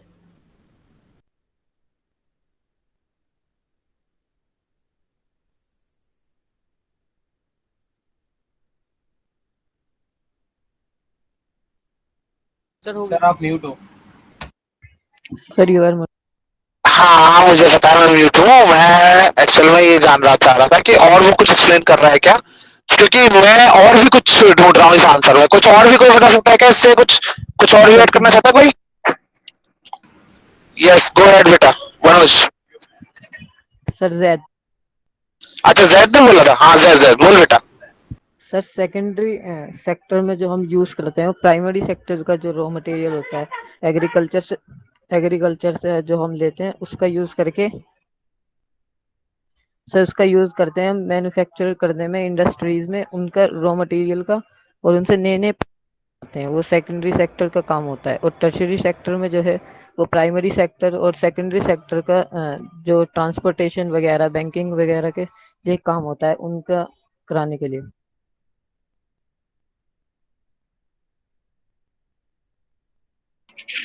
अच्छा देखो, मैं इसमें ना थोड़ा सा आप सबको एक और इनपुट देता हूँ, ठीक है। सेकेंडरी सेक्टर, जैसा कि मैंने पहले बताया था, जैसे कि आप लोगों को पता, आप समझ में आ गया अच्छे से कि प्राइमरी सेक्टर के जितने भी रॉ मटेरियल है उसको वो मैन्युफैक्चर करते हैं आगे बढ़ाने, मतलब उसको एक पर्टिकुलर एक शेप देते हैं, या फिर उनका कुछ ना किस तरह से चीजें उसमें वो करते हैं। अब उसको हम ऐसे भी समझेंगे, किसी भी तरह की मैन्युफैक्चरिंग इंडस्ट्री, किसी भी तरह के ऑल्टरिंग इंडस्ट्री, किसी भी तरह की एडिटिंग इंडस्ट्री, वो आती है सब रॉ मटेरियल को एडिट करना। ये नहीं कि अगर आप वीडियो को एडिट कर रहे हैं वो एडिटिंग स्टडीज नहीं, किसी भी तरह के रॉ मटेरियल को एडिट करना, वो इंडस्ट्री आती है सेकेंडरी सेक्टर्स में। और secondary sector is one of the major sectors, क्योंकि ऑब्वियसली पहली बात तो तीनों ही इंपॉर्टेंट है, लेकिन सेकेंडरी सेक्टर क्यों इंपॉर्टेंट है कि जब तक हमारे पास कोई भी गुड्स होंगे ही नहीं, तो हम टर्शरी सेक्टर में भी हम क्या ट्रांसपोर्ट करेंगे या फिर क्या हम सर्विसेज प्रोवाइड कराएंगे। क्या अगर हमारे पास मोबाइल मैन्युफैक्चर्ड नहीं हुआ होता तो क्या आज हम मोबाइल या लैपटॉप्स के बिना क्लास ले पाते ऑनलाइन? No sir. क्या टर्शरी सेक्टर काम कर पा रहा था? नहीं कर पा रहा था। Teaching is a tertiary sector, लेकिन it depends on the secondary sector. Secondary sector क्या है? जिसमें भी किसी तरह की मैन्युफैक्चरिंग हो, किसी भी तरह का कोई मटेरियल को उसको बनाया जा रहा हो, जैसे कि हमने देखा यहाँ पर मोबाइल बनाया गया, ईयरफोन्स बनाए गए, इंटरनेट बनाया गया, ठीक है, ये सारी चीजें की गई, लैपटॉप्स बनाए गए, कंप्यूटर सिस्टम बनाए गए, तो ये कहीं ना कहीं सेकेंडरी सेक्टर है, कहीं ना कहीं क्या ये है ही सेकेंडरी सेक्टर। और ये डिपेंड कर रहा है टर्शरी सेक्टर जो है वो सेकेंडरी सेक्टर पर। अब ये सर सेकेंडरी सेक्टर बिल्कुल बिल्कुल इंटरकनेक्टेड है, और सेकेंडरी सेक्टर भी टर्शरी सेक्टर पर डिपेंड करता है कि अगर मोबाइल्स कोई चलाना ही नहीं चाहेगा, अगर कोई क्लास नहीं लेना चाहेगा, अगर कोई एंटरटेनमेंट के लिए नहीं लेना चाहेगा, अगर कोई गेम्स खेलने के लिए फोन नहीं लेना चाहेगा, अगर वो किसी भी तरह कम्युनिकेशन के लिए नहीं लेना चाहेगा, तो फोन बिकेंगे ही नहीं, लैपटॉप बिकेंगे ही नहीं, और बिकेंगे नहीं तो सेक्टर खत्म हो जाएगा, इंडस्ट्री बंद हो जाएगी। तो कहीं ना कहीं वो भी उसके ऊपर डिपेंड करता है। So they are all interconnected, interrelated, interdependent. पहली चीज तो ये हो गई ना। एग्जाम्पल्स की बात करें तो मैंने ऑलरेडी एग्जाम्पल्स बहुत सारे दे रखे हैं। आपको अभी भी एग्जाम्पल्स में कमी आ रही है तो एक बार मैंने बताया, मैं और भी एग्जाम्पल्स आपको बता दूंगा। सबको पता है एग्जाम्पल्स के बेसिस पे? yes, और एक अभी मैंने लाइव एग्जाम्पल आपको दिया अभी करंट सिनेरियो में।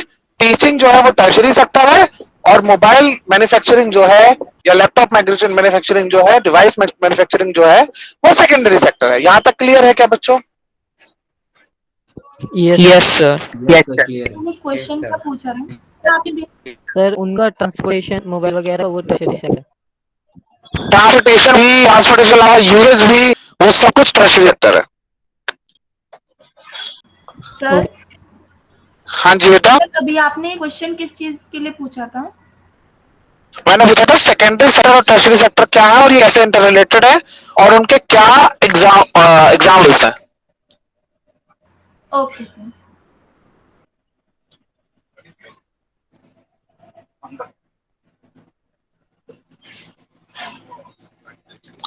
ठीक है, हाँ नारायण बोलो बेटा।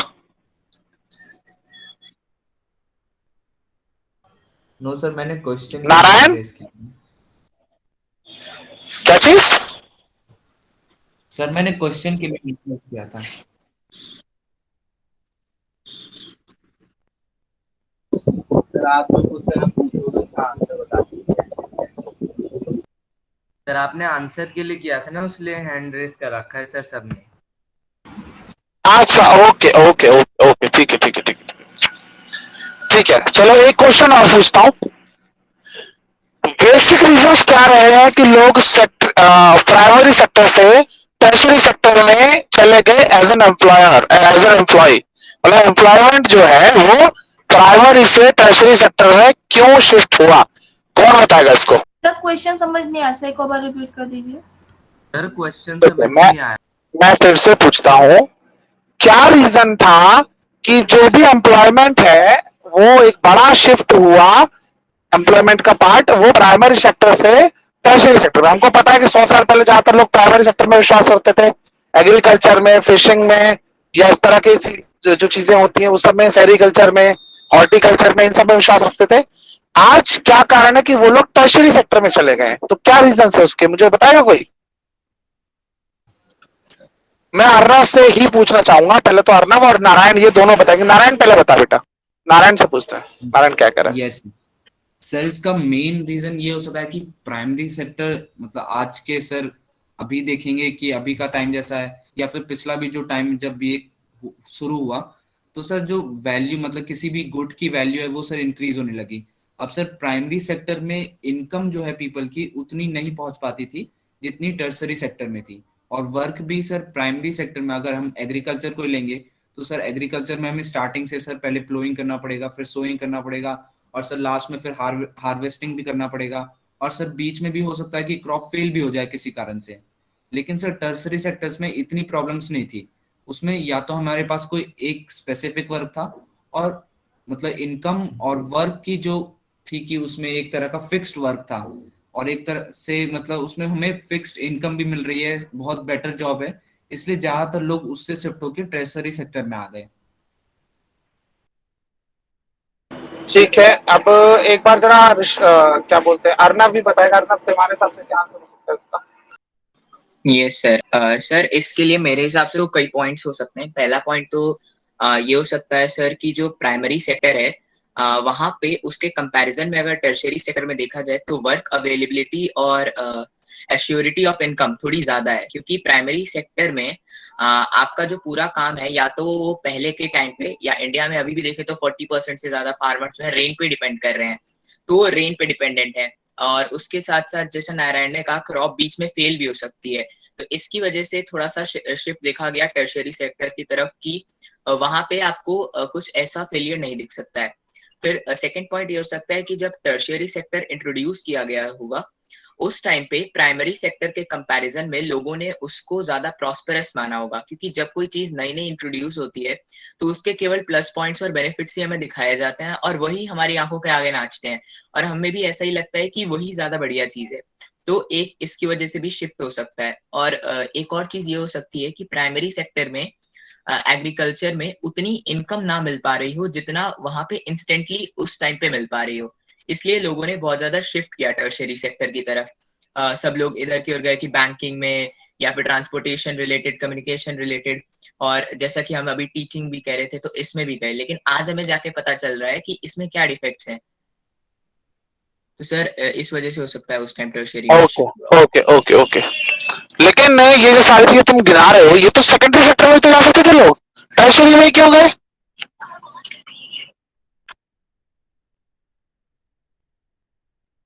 क्या ऐसा नहीं हो सकता था कि लोग सेकेंडरी सेक्टर में जाते, जॉब करते, सैलरी तो वहां भी मिलती है उनको? सर सेकेंडरी सेक्टर का कुछ पार्ट अनऑर्गेनाइज्ड के अंडर आता हो मे बी। सर तो वो तो टर्शियरी सेक्टर का भी आ सकता है अनऑर्गेनाइज्ड।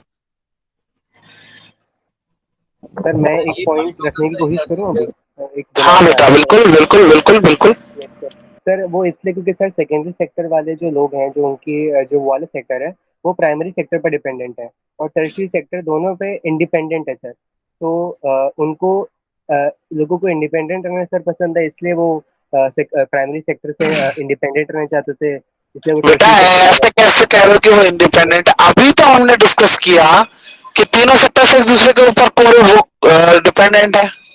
अगर प्राइमरी सेक्टर नहीं हुआ, अच्छा एक बात बताओ, अभी हमने टूरिज्म नाम का एक टर्शियरी सेक्टर पढ़ा कि टूरिज्म एम्प्लॉयमेंट देता है, टूरिज्म इंडस्ट्री एक अच्छा खासा सेक्टर का पार्ट है। Now tell me one thing, अगर वहां पर इंडस्ट्रियलाइजेशन यानी कि अगर जो कंस्ट्रक्शन का काम है, बिल्डिंग बनने का, होटल्स का, वो ही नहीं होंगे होटल, फिर एग्रीकल्चर नहीं होगा फूड प्रोसेस करने के लिए, खाना बना करके खिलाने के लिए, अगर ये सारी चीजें नहीं होंगी तो क्या हॉस्पिटैलिटी, क्या होटल मैनेजमेंट, क्या किसी भी तरह का टूरिज्म रन कर पाएगा? मुझे ये बताओ। नो सर, नहीं कर पाएगा। आप मुझे ये बताइए, तो फिर जब अगर ऐसा है कि नहीं कर पाएगा तो कैसे उसके ऊपर डिपेंडेंट नहीं है? डिपेंडेंट तो है। Yes sir. यस सर, है डिपेंडेंट। आप मुझे बताओ कि सेकेंडरी में क्यों नहीं शिफ्ट हुआ, टर्शियरी में क्यों शिफ्ट हुआ? सर ये रीजन हो सकता है क्या कि सर जैसे वो देखा उन्होंने जो डिफेक्ट्स एग्रीकल्चर सेक्टर में, जैसे प्राइमरी क्या चीज? सर जब लोगों ने देखा कि प्राइमरी सेक्टर में डिफेक्ट्स हैं और सर उन्हें थोड़ा पता चला कि टर्शियरी सेक्टर से हम थोड़ी मदद कर सकते हैं प्राइमरी सेक्टर की सर। चलो मैं बताता हूँ। देखो हुआ क्या, सेकेंडरी सेक्टर में ही शिफ्ट हुआ था। इंडस्ट्रियलाइजेशन के टाइम पर बहुत सारे लोग गांव के खेती छोड़ करके इंडस्ट्रीज में काम करने जाते थे। आपने कुछ पुरानी मूवीज भी देखी होंगी, तो हीरोज भी जो होते थे, उनके जानकार भी जो होते थे, वो मिल में काम करते थे, राइट? तो बहुत सारा एक बड़ा है, चूंकि जो मूवीज होती हैं वो आपके जो करंट सिनेरियो है उसको कहीं ना कहीं रिफ्लेक्ट करती हैं, तो वो ये बताता है कि एक जमाने में लोग इंडस्ट्रीज में, मिल्स में काम करते थे, लेकिन टर्शियरी सेक्टर में जाने के लिए क्यों मजबूर हुए, उनके कुछ रीजंस बेसिकली समझ लो क्या क्या है। पहला सबसे बड़ा इंपॉर्टेंट जो पॉइंट है वो है स्कोप का। यहां पर आपके पास बहुत ज्यादा स्कोप है आपको सक्सेसफुल होने का, अगर आपको जीवन में कुछ अच्छा कर रहे हैं या अपनी पसंद का कुछ करना चाहते हैं। For example, if I have an ability to dance, मेरे पास डांसिंग एबिलिटीज हैं, क्या मैं मिल में काम करके वो चीजें पा सकता हूं जो मैं डांसिंग करके पा सकता हूं, अगर मेरे पास वो हुनर है तो? या मेरे पास सिंगिंग हुनर है? अगर आप लता मंगेशकर जी को या अमिताभ बच्चन जी को या सचिन तेंदुलकर जी को आप उठा करके मिल वर्कर बना देते तो क्या वो आज वो होते जो आज हैं? No sir. क्योंकि वहां पे स्कोप ही नहीं है। आप अपने जॉब को अपने हिसाब से चुन सकते हैं। पहला चीज तो यहां पर ये फ्रीडम आ गया। दूसरा चीज जो आया सबसे बड़ा, जिसका मैं कहूंगा सेकंड नंबर पर जो था, वो था आपके पास जब आपकी एक तो चॉइस जॉब हो गया, जॉब का चॉइस हो गया, दूसरी चीज आपका पेमेंट, जो आप वेजेस ले रहे हैं, जो आप सैलरी ले रहे हैं, वो एक ऑर्गेनाइज्ड सेक्टर के थ्रू ले रहे हैं, एक ऑर्गेनाइज्ड प्रोसेस के थ्रू ले रहे हैं। अधिकतर सेक्टर जो है वो ऑर्गेनाइज्ड रहते हैं। अगर हाँ, हालांकि ऐसा नहीं कि इनऑर्गेनाइज नहीं रहते हैं, अनऑर्गेनाइज रहते हैं, लेकिन ऑर्गेनाइज्ड जो सेक्टर्स है वो ज्यादा है। दूसरी चीज, तीसरी चीज एक और बहुत इंपॉर्टेंट जो मैं बताना चाहता हूं, वो सबसे जो कहूंगा कि याद रखने वाली बात है, वो ये है कि जो बाकी के दो सेक्टर्स हैं, जो प्राइमरी सेक्टर है, जो सेकेंडरी सेक्टर है, यहां पर आपको बहुत ज्यादा फिजिकल लेबर करनी पड़ती है। आपको चाहे वो सोइंग होगा, प्लोइंग हो गया, हार्वेस्टिंग हो गया क्रॉप का, फिशरीज हो गया, आपका सेरिकल्चर हो गया, इसमें आपको बहुत ज्यादा मेहनत करनी पड़ती है। फिर सेम इंडस्ट्रीज में अगर आप काम करते हैं, मिल में आपको 10-10 घंटे, 12-12, 15-15 घंटे आपको काम करना पड़ता है। लेकिन अगर आप कोई कुक है, अगर आप कोई शेफ है, तो आप क्या करेंगे, होटल में आपका पर्टिकुलर टाइम है, आप 10 बजे सुबह जाएंगे, 4 बजे आपकी छुट्टी हो जाएगी, बात खत्म। आपको क्या करना है, खाना बनाना है, अपने घर जाना है। Right, you are getting my point. एक तो आपका चॉइस जॉब हो गया, साथ के साथ उसमें भी आपके पास टाइम का एक प्रॉपर ऑर्गेनाइज टाइम हो गया कि भाई हमको इतने ही घंटे काम करने रहेगा और हमको प्रॉपर टाइम पे सैलरी मिलेगी। तो ये सारी चीजें। बेटा वॉइस ब्रेक हो रहा है, मुझे तुम्हारा वॉइस नहीं आ रहा।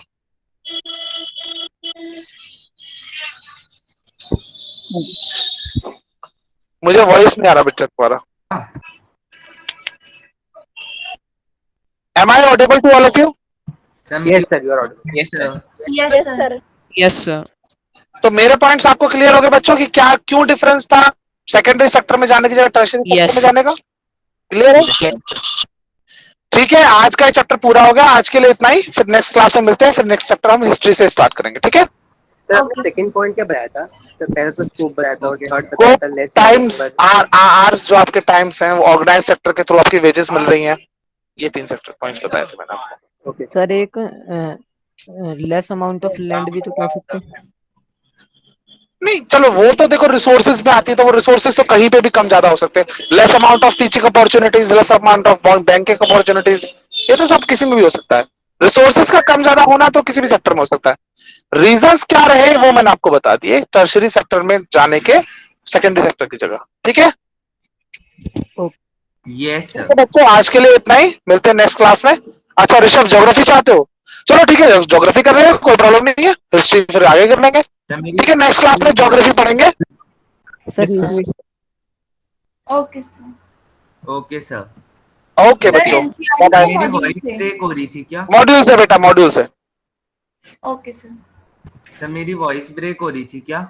हाँ बेटा, बस ब्रेक हो रही थी। सर अब तो नहीं ठीक है, हो रही? मिलते हैं नेक्स्ट क्लास में। अभी तो नहीं हो रही, अभी ठीक है। Okay sir. ठीक है बच्चों, good night, bye bye Thank you, बच्चों। sir. Good evening sir. Good bye sir. evening, sir. Good evening, sir. Bye, good sir. Evening. Thank you, sir. Good evening, sir. Bye, sir. Thank bye you बच्चों। Sir. Bye everyone.